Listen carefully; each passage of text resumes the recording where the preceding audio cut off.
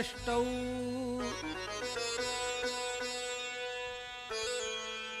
आभागते च विदुरय।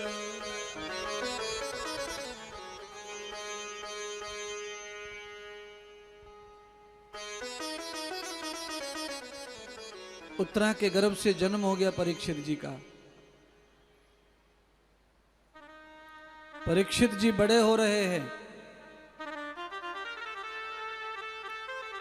विदुर जी का आगमन हुआ, पत्नी सहित विदुर महात्मा लौट कर आ गए हस्तिनापुर में। जंगल तपस्या के लिए चले गए थे महाभारत के युद्ध के समय। विदुर जी को पता चला कि कौरवों का पूर्णतः नाश हो गया है और वो सत्य भी है। दुष्टता का फल वही है, पाप का फल वही है। गांधारी और धृतराष्ट्र दोनों जीवित हैं और दोनों पांडवों के महल में रहते हैं। विदुर जी ने गांधारी और धृतराष्ट्र दोनों को अर्धरात्रि में मुलाकात की और उन्हें उपदेश दिया, डांटा, धमकाया और उनको दुनिया भर का लाज और शर्म के बारे में चर्चा की। गांधारी रो रही है, धृतराष्ट्र रो रहे। हे विदुर, मैं अंधा हूं और तेरी भाभी ने नियम पाल लिया है आंखें न खोलने का, पट्टी बांध रखी है मोह माया की। हम जाए तो जाए कहां?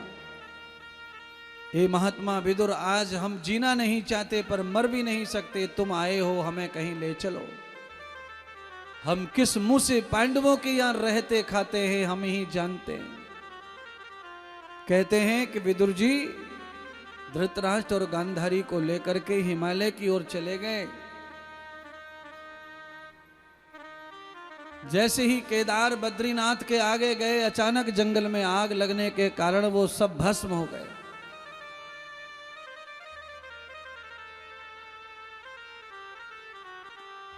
कुछ दिन तक पांडव ढूंढते रहे अपने बुजुर्गों को, पूर्वजों को, माता पिता के समान अपने काका काकी को।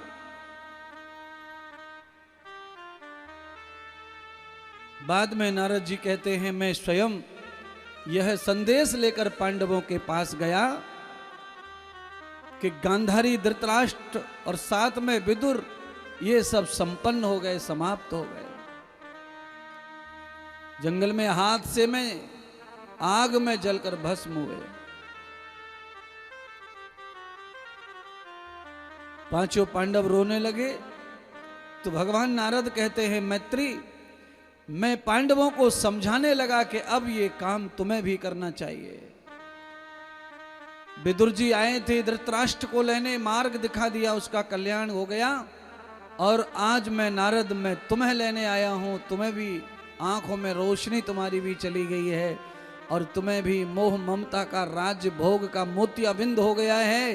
अरे मैं भी तुम्हारे मोतियाबिंद को हटाने आया हूं। ये अज्ञान छोड़ो और तुमने भी बहुत पाप किए हैं। चलो गंगा नहाओ और तपस्या करो। ये राज्य परीक्षित को सौंप दो।